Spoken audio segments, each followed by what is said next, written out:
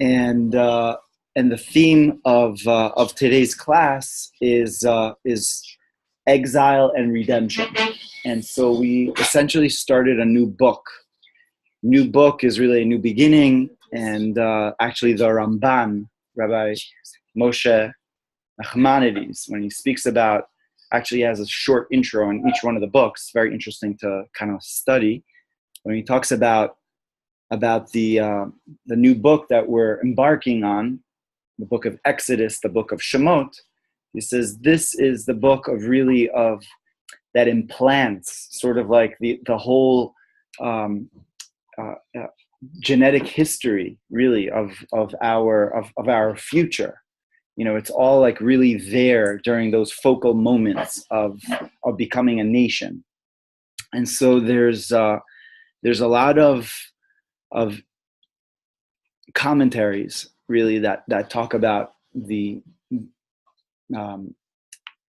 what is the essence of this exile of Mitzrayim. Like, why did the Jews really have to go into Mitzrayim? That's really a question which is not so clear, because the Jewish people didn't, in a sense, do anything to deserve that. Like, to go into exile, to go into like an intense sort of a place is not something that a person just, it just happens. Like, why did the Jews deserve to go into Egypt? They didn't do anything wrong as a people, did they? It's really not there. I mean, if you're reading the texts, if you're reading the Chumash, you don't see anything that stands out for that. And really goes back to what is called the Brit Ben Abitarim, which is the covenant of parts. That's its translated as that God made with Abraham. God made with Abraham a certain pact. And the pact was, he took him out, you may remember this in Parshat Lech Lecha, he took him to, and it was like this dark, all of a sudden became dark. And there were these sort of like sacrifices that were like split up. It was called Bris Ben Betarim. It was like split up. And it was a sign of a covenant, because a covenant comes from two halves. Two different people, distinct people, make a pact between them to now agree on something to happen. And so that's the name of this pact, Brit Ben Abitam. And so in that pact, not going too much into the detail of what was going on over there, God says to Abraham that you should know that your children are going to go into a nation which is not theirs, and they're going to be subdued there for 400 years. And they're going to be Inu Otam, they're going to be subdued, and they're going to be subjugated. And then afterwards, it says very specifically, Yatsu berchush gadol. They're going to come out with great wealth. And so part of this entire process, it was preordained. It was already decided upon by this pact between God and Abraham. And so the Jewish people didn't essentially have to do anything to deserve this subjugation, but they essentially had to go through, and we'll speak about why they had to go through this, but we should just very clearly understand that part of the deal was coming out with great wealth.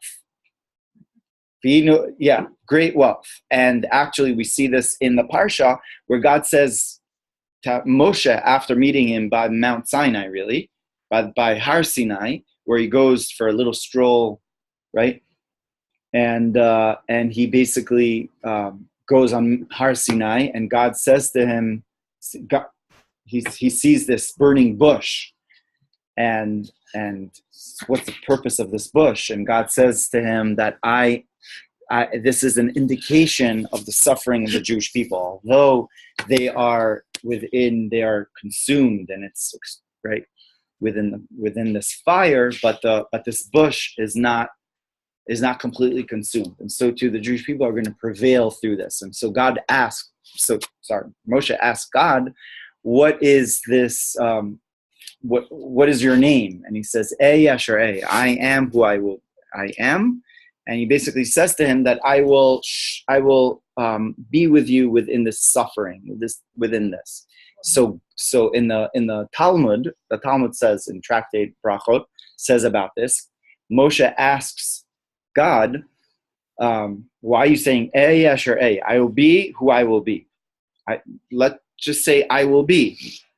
And that means like, we just want to come out. Just take us out of this. So God says, basically, I can't take you out of this until I give you all this great wealth, which is preordained by back in history, that God says to Abraham that you will come out with great wealth.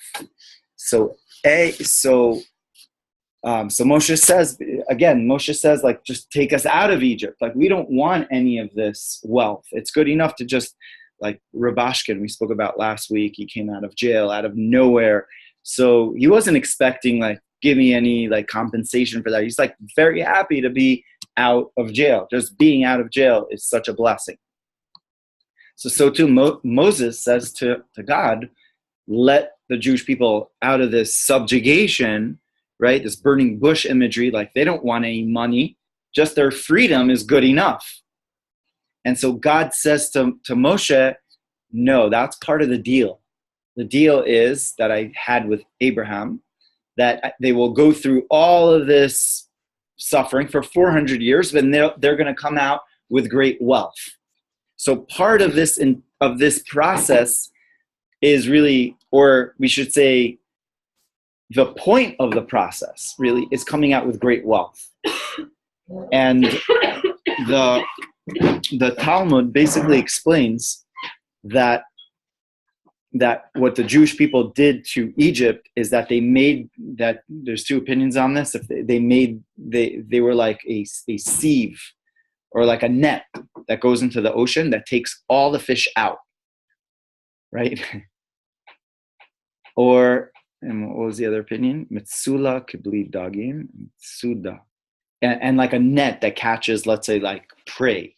It just catches all the prey that are there. So fish or prey, whatever, the same kind of imagery. So they took all the wealth of Egypt and they took it out of Egypt with them. Yeah. And they became essentially like, and all that went to the Mishkan, if we really follow the continuation of it, because the Jewish people then were traveling through the desert. They had all this money. And then, they gave part of it for the golden calf, right? Not the women, the men, yes. Right? Yeah. We'll take responsibility. Yep. Yep. What? The women were in charge of the checkbook. They only gave like a little bit. Yeah.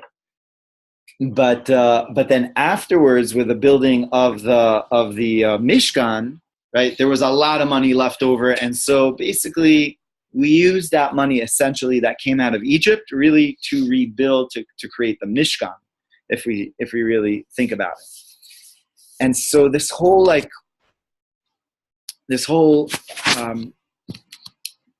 chain of events that really is called Egypt is there for an ulterior purpose. And the ulterior purpose is not just to go through the suffering for the suffering itself, but to go through the suffering for the great wealth that comes afterwards. And we should just know that the redemption of a future redemption, or the imminent redemption, which is happening right now, supposed to happen, right, is likened to the redemption of Egypt, basically. And our exile of being in Galut is the same exile of being in Egypt. And we're just going to see actually even much more profound miracles during this last redemption. Yeah, it says, when you float, it says like at the future redemption is going to be way greater even than the first redemption. And so Egypt, or our redemption right now, we're just like kind of like embracing ourselves to receive this amazing these amazing rewards, which are going to happen, like literally like any moment. So we should just know that. But we have to understand something very, very focal, something very, very basic about the whole concept of exile. That exile and redemption are really the same word. And not in English, but in Hebrew, the word for exile is golah. Gola comes from the root word gimel lamed hey, and has to do with, it has the word gal in it, right? And if you know about anything about Hebrew, what does the gal mean? Like the word galgal or gilgul, like a rolling stone. Exactly, just running around like a complete, like going here, going there, being in that. It's an exile. That's really what it is. It's a matter of exile, being in, going from place to place, from situation to situation. And it's not like being in a place, in a grounded place. This is my place. This is my community. This is my home. This is my, what I'm familiar with, etc., etc., right? And that is the opposite of Gola. Now, the word for redemption is Geula. So the Maharal of Prague says that the word Gola and the word Geula have the same etymology in it, have the same roots, right? And the whole difference between Gola and Geula is just one letter. It's the letter Aleph. The letter Aleph is really the whole difference between these two very similar sounding words. It's just one Aleph changes the whole meaning of one of those words to become redemption, and the other one is Gola's exile. Just basically one little letter, the Aleph letter. So that's very significant. So the Maharal of Prague explains that in its source, exile and redemption are really intertwined with one another. Why they intertwine with one another? Because you can't have redemption if there is no exile, and there's no appreciation of redemption if there's no exile. And so the purpose of the Jewish people being in exile is essentially just to come to redemption, because there's no innate purpose in being in an exiled form. It's just a matter of accessing the letter Aleph. And once the letter Aleph is there, and sort of speak like the light is turned on, so then it doesn't matter where a person is, the person has geula. There's redemption. Like that redemption is just a matter of really of an innate process of understanding that it's not about the external situation, but it's about the reaction. And it's really just the letter Aleph. So it's turning on the light within a person's existence. That's really the whole difference between these two words. And again, it's like the Hebrew language is so amazing and it's so profound, because you could have two words which sound the same, but they are complete opposites. But because they are complete opposites, and because they sound the same, really, and because they have the same root word, it means that they're interconnected to one another. So it means like the redemption is really within a hand's breadth, within a reach of the exiled state of mind. And it's just like right there. It's just a matter of reaching and turning on that light and accessing the letter Aleph to now have the Geula. And so this whole process of exile is something that was preordained by God with Abraham, because God wanted to make a nation.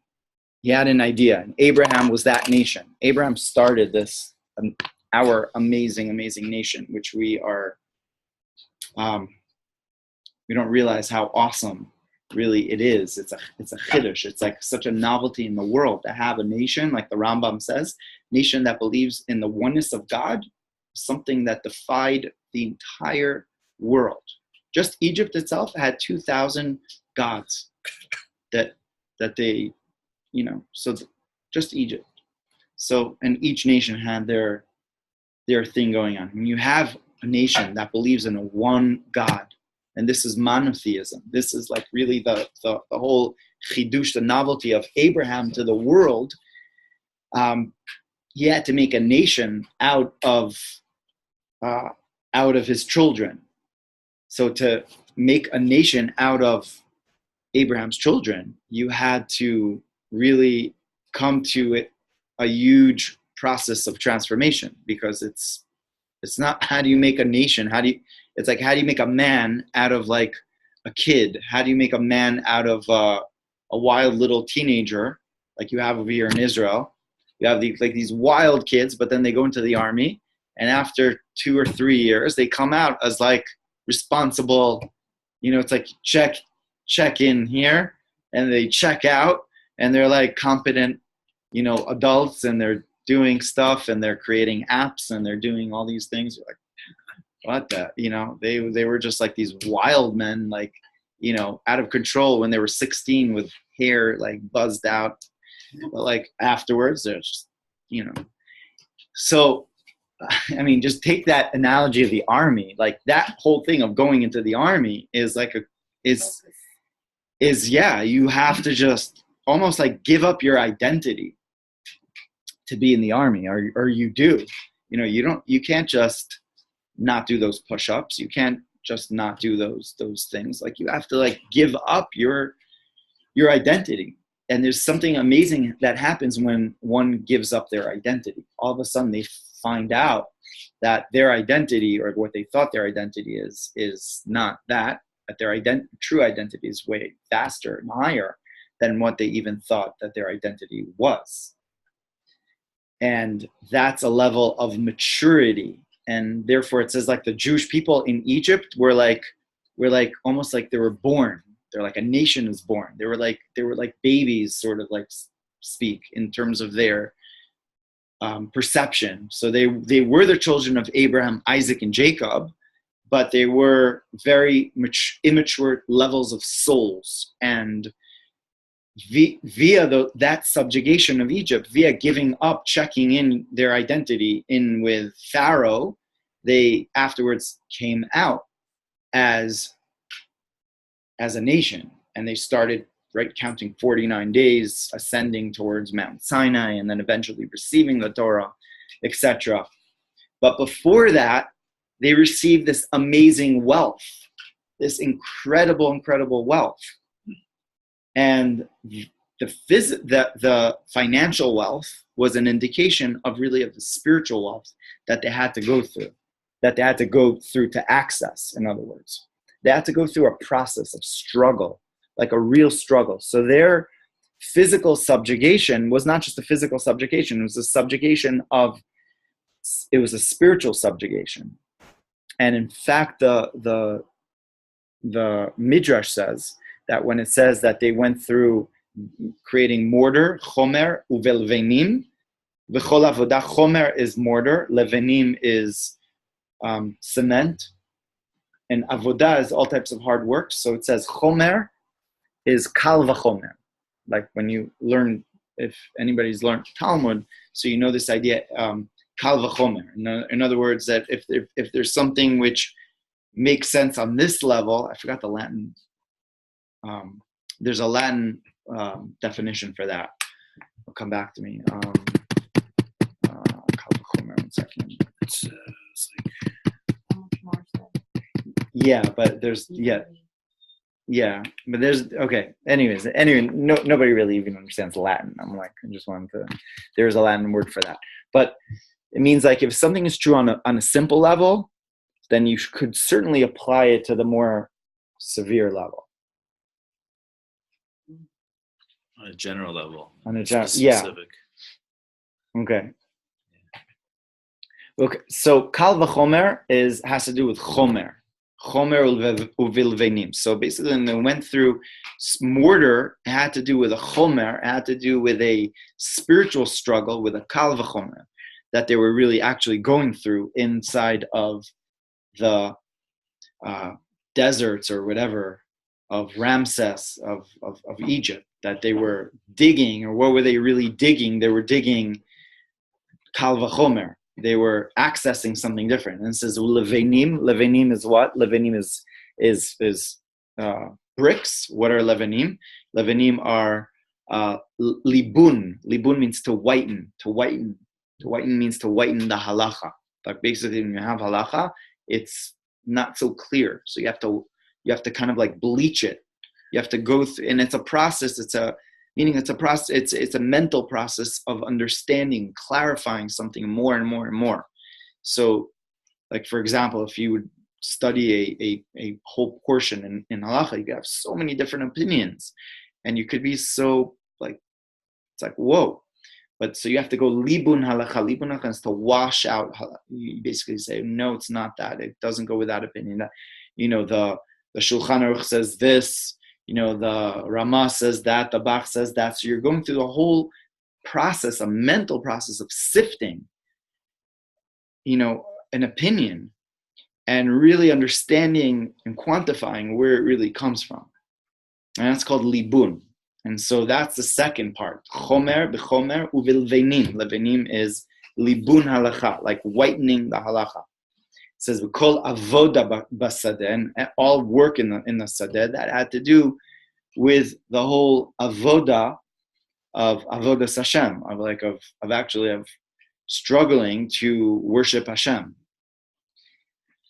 And so we, in this midrash, there's a tremendous understanding and lesson of this exile. So this exile, and we understand a lot about exile, our personal exile, and whatever it is that a person goes through in our collective as a Jewish people and as individuals, like we could understand this, that the struggles that an individual goes through, right? And this is based on the Ma'or Einayim. So it's a sefer from a student of the B'aal Shem Tov. It's called the Ma'or Einayim.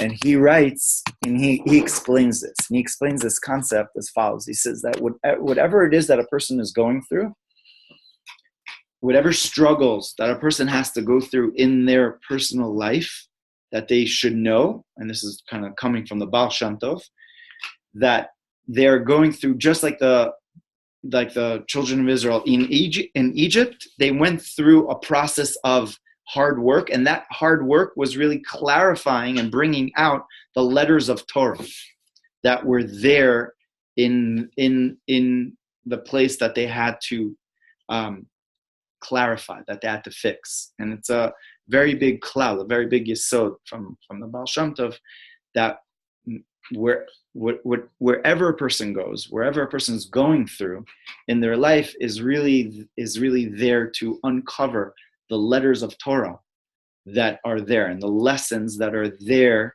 and that they are the only ones that could really bring out those letters of Torah. Yeah, and it says this about Lavan and Jacob, that Jacob left. If you remember those verses, Jacob left after Joseph was born, and then Lavan runs after him and his children. It's like, how'd you just leave me? I was your nice father-in-law for so many years. You just took off, right? What's going on over here? So the B'aal Shem Tov explains that Lavan was coming to Jacob with letters of Torah that were not taken by Jacob. And so Lavan had to come from his place and to sort of like deliver those letters.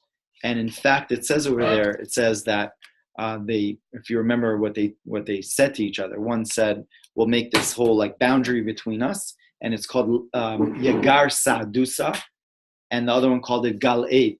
So basically so there's like letters of Torah which were exchanged by Jacob and Lavan, and the B'aal Shem Tov explains this episode as Lavan coming to Jacob because Jacob didn't finish doing his job.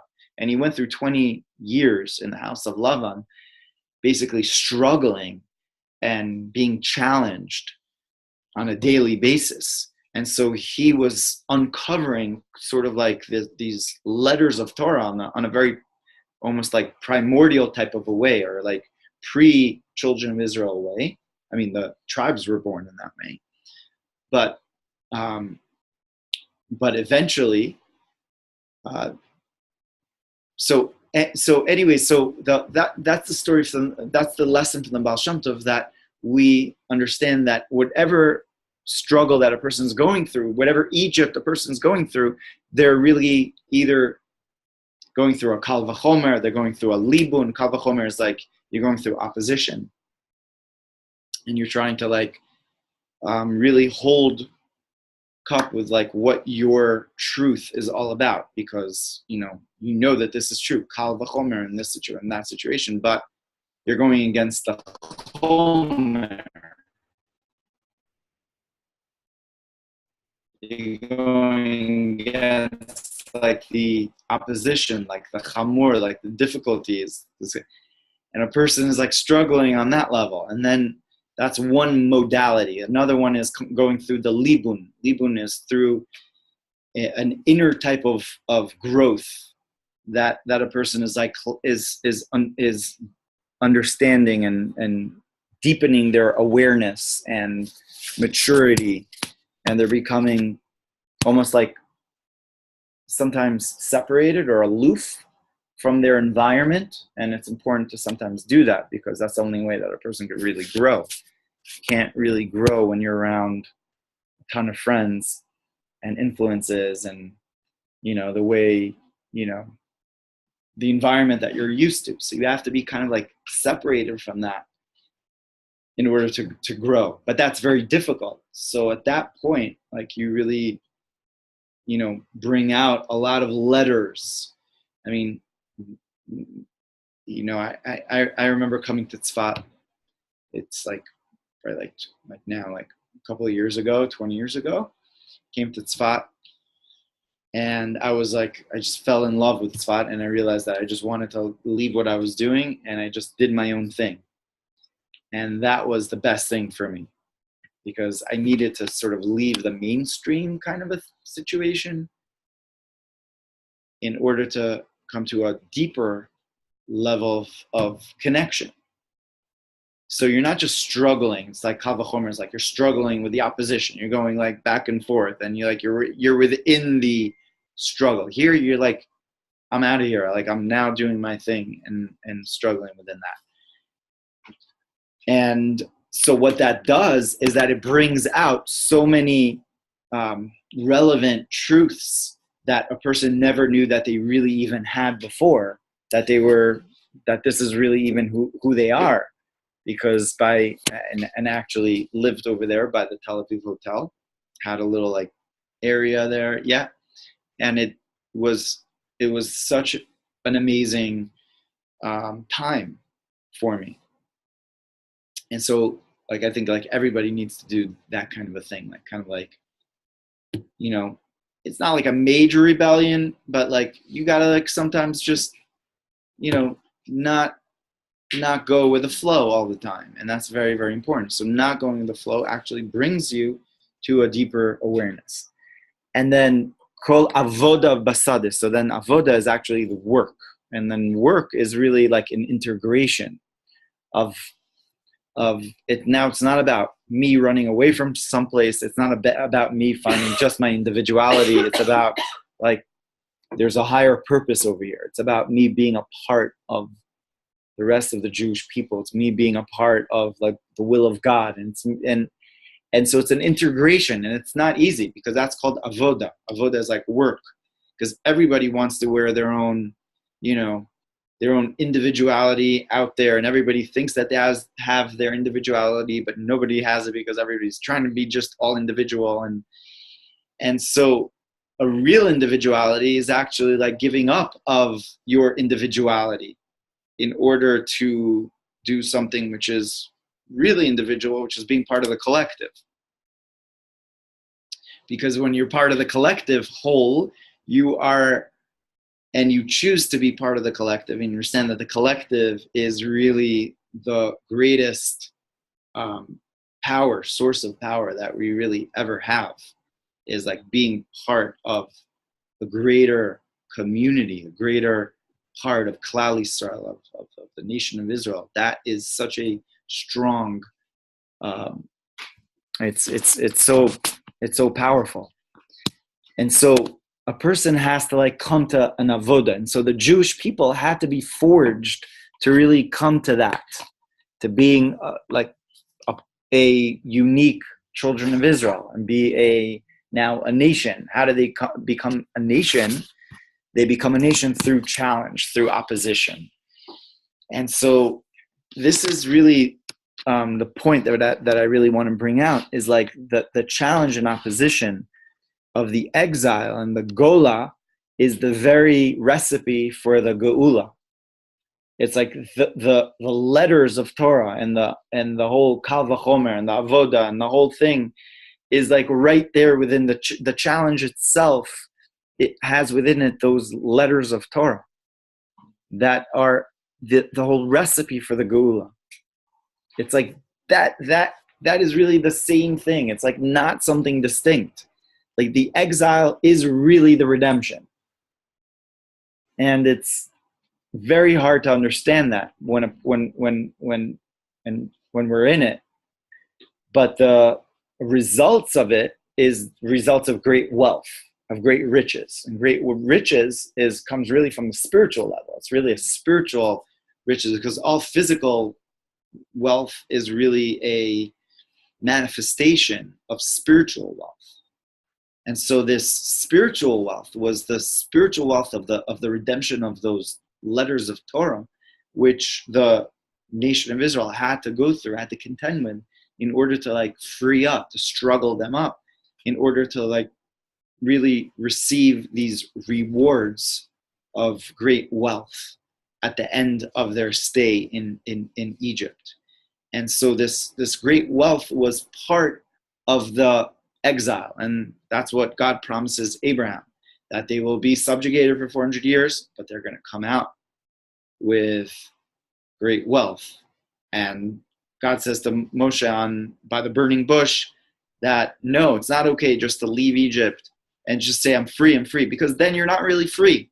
Because if you say that you're free and you're just out of jail, then you're just a person that's out of jail, but you haven't learned the deeper lesson of what's the whole purpose of really even being there in the first place. And that's a big problem with the whole jail system, I think, in general, because it's like punitive kind of a thing. It's like you get someone, not necessarily does someone really understand why they're even in jail, but you waste so much like tax money, and it's insane. I mean,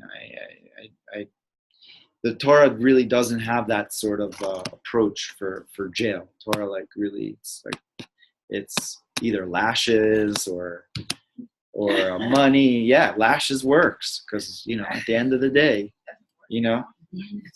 at the end of the day, that's what if it says usually an ox, you need how do you move an ox? How do you move a donkey? That's the only thing. It sounds like archaic, but at the end of the day, who's really more archaic? I mean, it's like our society like keeps on like reshuffling the same people back in jail, and all the taxpayers pay for that, and all But anyways, separate discussion. But yeah. But the whole idea of why they went through this, I mean, they did something wrong. Let's take that example. Now somebody going to jail, they did something wrong. So then they have to learn the lesson. The lesson is within their very mistake, not just the subjugation. And so when they understand the mistake, so then they really gain that wealth of like basically understanding that I needed to go through that mistake, and I needed to be even in that place, and that place was even like divinely ordained, and like everything is God. There's no place that's devoid of God.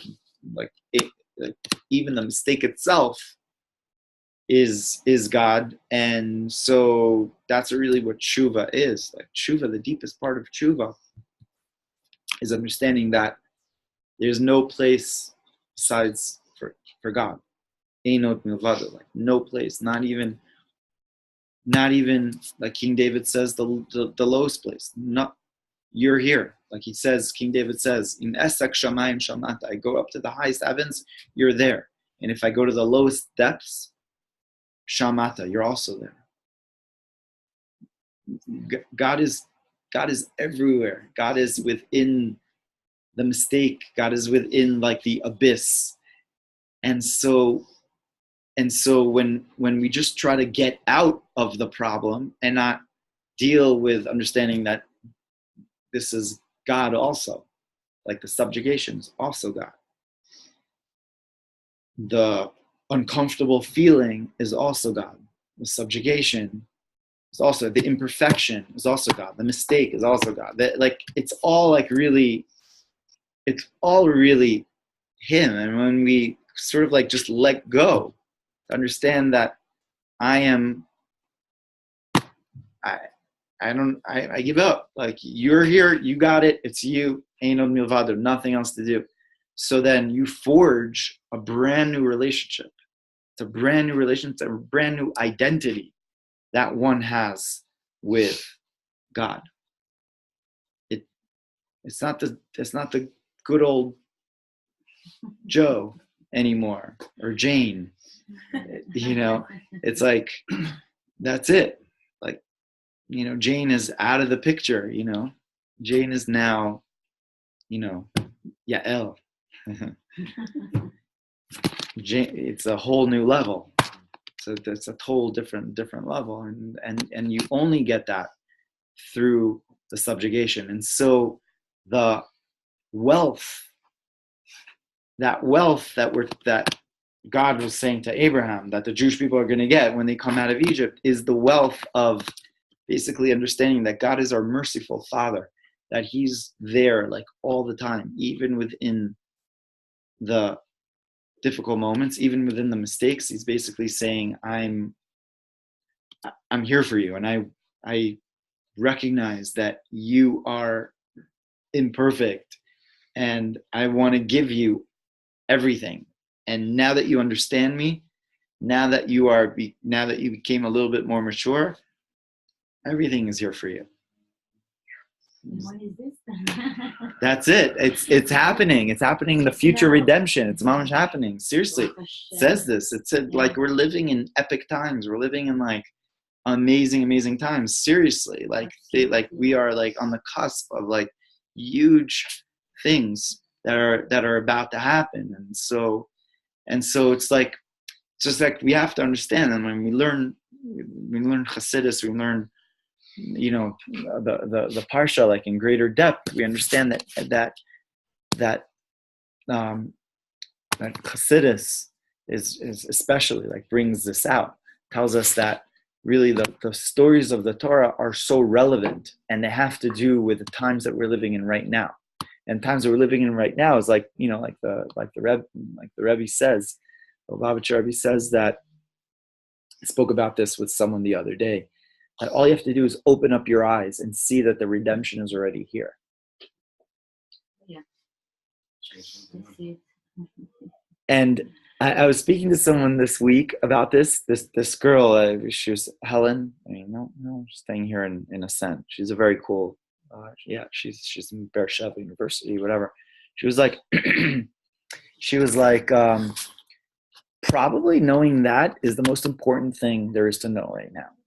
Like even more than learning all the details of Chassidus, like knowing that all we have to do is open up our eyes and recognize that Mashiach is here is just like probably the most important thing to do, or to convey to others.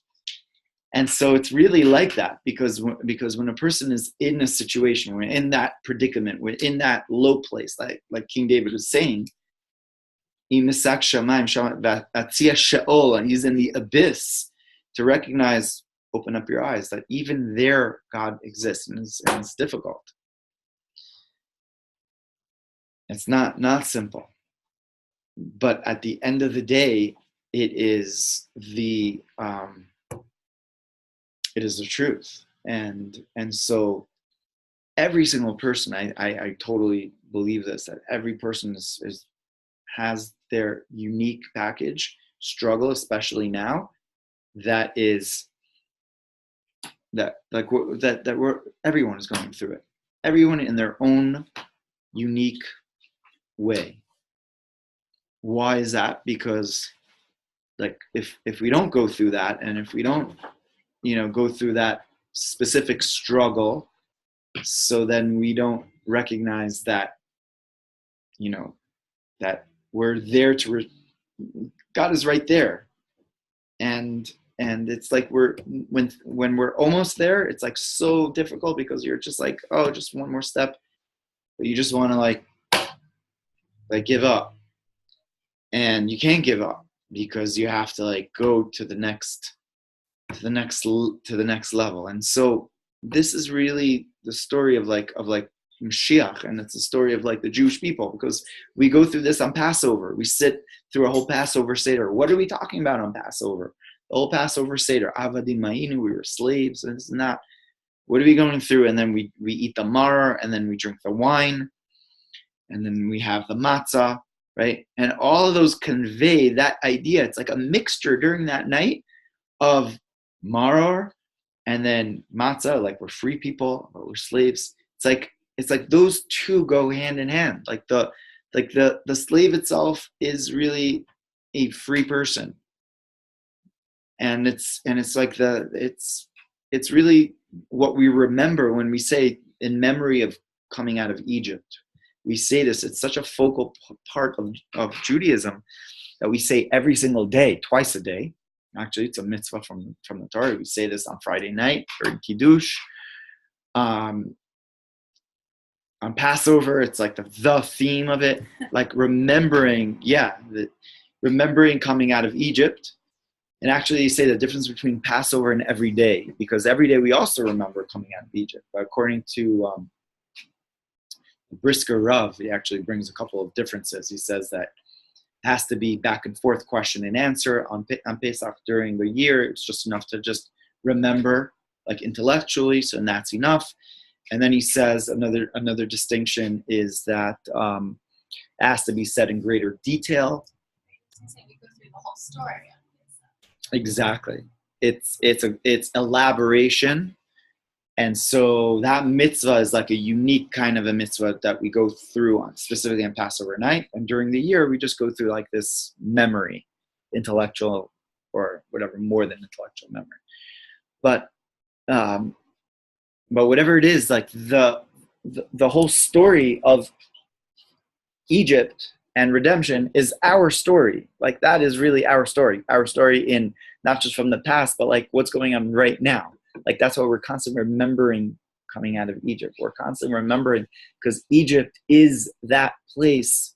And so this book of Shemot is it's called the book of, we call it Exodus, right, in English. But Shemot is like this book that really half of the book is exile, but then the other half, or majority of it, is all Geula. And the Midrash says that the whole book is really called, as soon as the Jewish people went down into Egypt, it's already called this book of redemption. Like just the fact that they reached Egypt, Hashem Geulasem Shel Yisrael, like they just came down to Egypt, the Midrash says that it's already talking on their Geula and their names. And so there's a interesting sicha of the Rebbe. The Rebbe goes through explaining what the Shemot is, because Elish Shemot Bnei Yisrael, these are the names of the Jewish people. And so what does it mean? These are the names of the Jewish people. So we know that the Parsha itself, like the first word of the Parsha, is very significant. So what's unique about a name is that a name is something which is ours, but we never use it, right? Other people use it more than we use our own name, really, right? You could say that. What is something that is yours, but others use it more than you? Your name, right? And so your name is very, on the one hand, external to you. It's a shame from the word, like it's there. So it's an offshoot of your soul, essentially. But then on the other hand, shame has to do with sham, like it's there, like that has to do. So if your name is Yaakov or Leah, whatever, so then you're interconnected to those letters and to that biblical personality, whatever, on a very deep level, because sham, that's who you are. So the name of a person is on the one hand very external to a person, because there's a lot of Yaakovs and Leahs, and it's almost like a ray of light that is within a person. But on the other hand, the name is something which is really intrinsically connected to who the person is. Who you are is basically who your name is. And so that is really the essence of the beginning of this parsha, in the beginning of this book. It says that the Jewish people went down into exile. It says, Eile Shemot, these are the names of the Jewish people. So we see from here that just the external level of a person really goes through exile. The person himself, like the name, the essence of the name is really higher than exile. Exile doesn't even exist. It's already redemption. It's just like the descent is just a descent on the external level. A person has to go through the external level and struggle with whatever it is that they have to struggle with, chomer, levanim, avoda, and all that, to reveal those letters of Torah. But then the essence of really who they are never went down into Egypt. It's like that. The essence is like always pristine, is always pure. Never went through really any exile, right? And so that's the deeper meaning of the name of the parsha, Shemot, Eile Shemot ben Yisrael, because that itself has already the understanding of what the exile is. The person is not, or the exile isn't stronger than the person. The person is stronger than the exile, and because they're going with a tremendous power, which is really above them, which is really their essence, the essence of who they are, and just the external part of who they are is just like submerged within exile. And so it's something that we really, really have to understand, that we're stronger than the exile, or we're stronger than the challenge. And right within the exile is already the redemption. There are a number of points in this class. Is basically understanding that whatever situation that we're in is okay. And the first level of coming out of that is actually looking for God within that. And just seeing God, opening up our eyes to actually see God within the predicament that we're in. And what that does is it really strengthens the person to really be able to like utilize their soul powers, which are really stronger than the exile. And then they're able to really overcome the exile and bring out like these immense wealth that was submerged within the difficulty, and really come out with great riches. And so in this last moments of exile, really, that all of us are really, again, on a personal level, everyone I believe in this world, in this planet, I don't think there's one person that is not like really like feeling a certain level of uncomfortable. It's not like you could say like I could just hide in some place, and it's just wherever a person is, like they are just they're metamorphosizing. They have to work on themselves. And so this is the recipe that we have, the recipe that we have in the very verses, is like the exile is really the redemption. And so all we have to do is like really open up our own eyes and to like really see that within the personal predicament and within the collective predicament that we are, that Mashiach is like It's like here. It's like so amazing. It's like we're there. So we could think, oh, it's so difficult, and be sad and be it's hard and this and that, or be like, hey, it's awesome. It's unbelievable. We're living in amazing times, and to use the positive of it. Like, although it's exile, but then looking at it as it's really redemption, and it's really awesome, and looking at the cup half full, so then the person is really just bypassing the whole difficulty and the negativity of it, to really just bring out the more positive thing, which is what they need to learn and go through.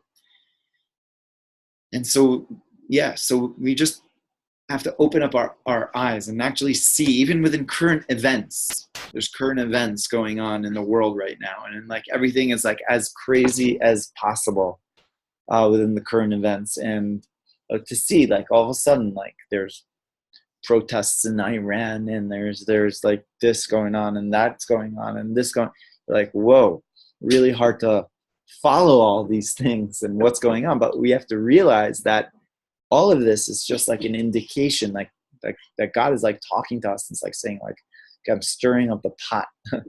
It's like really being stirred, it's boiling point already. And it's there just for us to, like, no, like, that's it. Like, Sheikh is here, Sheikh is coming, and like, it's like we have to just sort of just like be ready, and like to see these indications, not as like very scary. Although, I mean, if somebody, I can't understand how somebody could live in the world right now without Torah. I just like almost like feel bad, and it's like people are probably like just insane, depressed, suicidal, on drugs, drunk, dangerous, insane. I mean, yeah, I can't understand how somebody could make sense of especially now, without emunah, without Torah, without the parsha, like just giving us sort of like sanity. We cannot make sense of everything that's going on around us, for sure. Like, I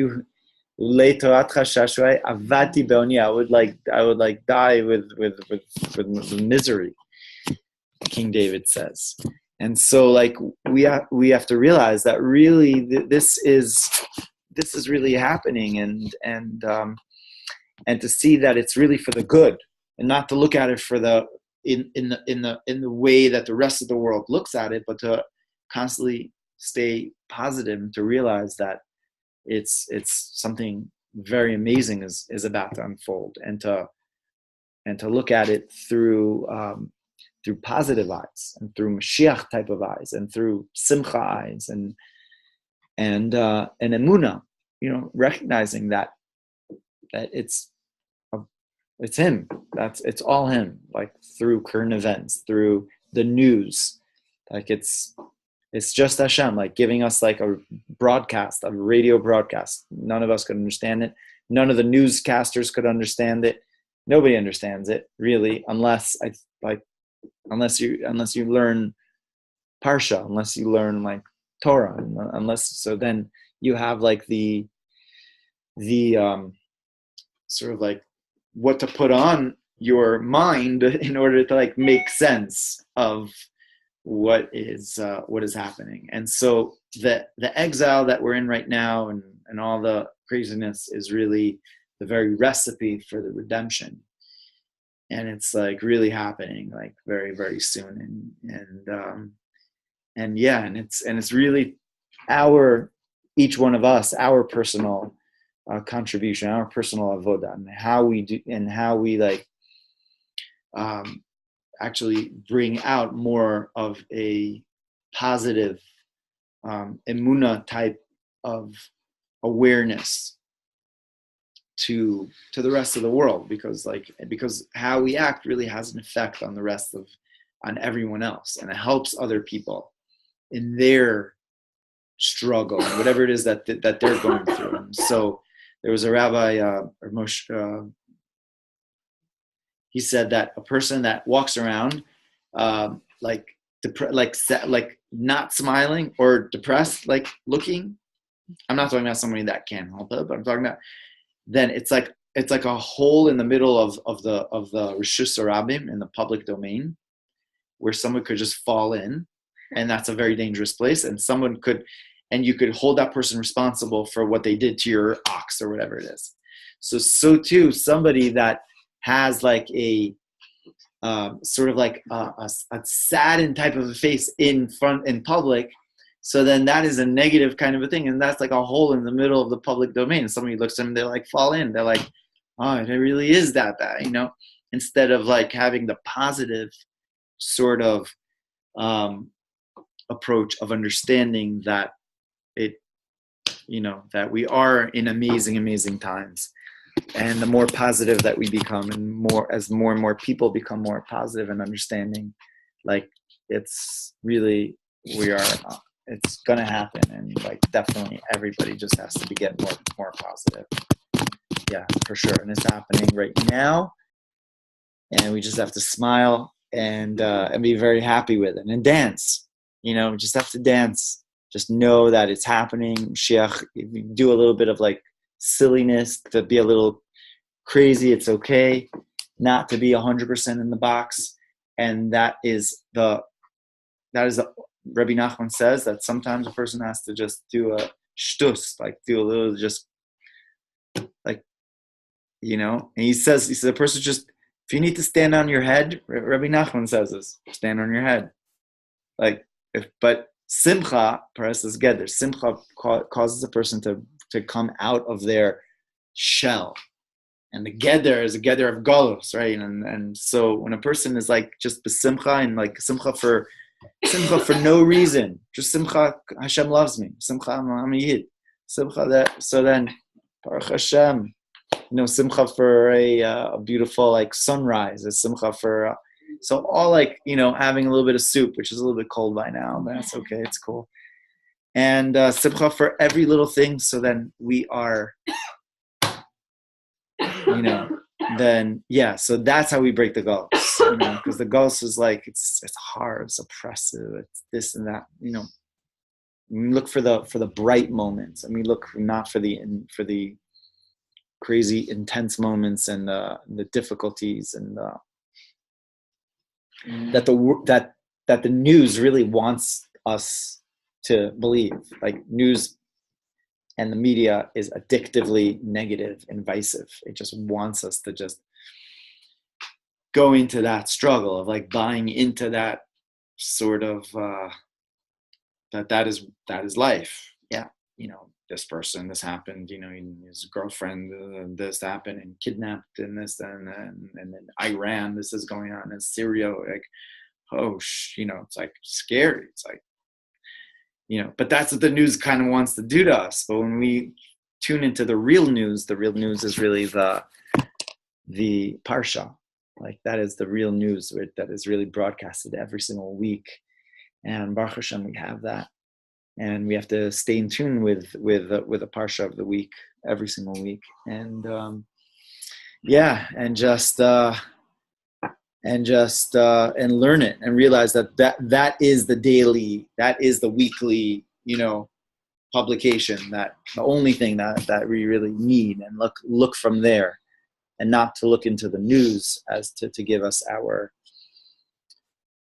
the way that we think. It comes from Chassidus. It comes from Torah. And so all of us like totally have to, sometimes shut off your news feed and turn on, the learning aspect, and do a little bit more, learn more Chassidus. You learn Chassidus and seminary. What? Gotta learn Chassidus. It's good stuff. And but you're in Tzfat, so that's the main thing. Tzfat is really important. Coming to Tzfat and getting like a connection to It says from Tzfat, Mashiach is going to come. Actually, the Zohar says. Yeah. In actually this week's Parsha, in the Zohar, it's brought down that Mashiach will come through the land of the Galilee. And so, yeah, it's a whole other class, whole other discussion of what that means. Okay. So anyway, so that's all for today. And that's all for Exile. And we're ready for Redemption. We're coming out. We're going to Yerushalayim.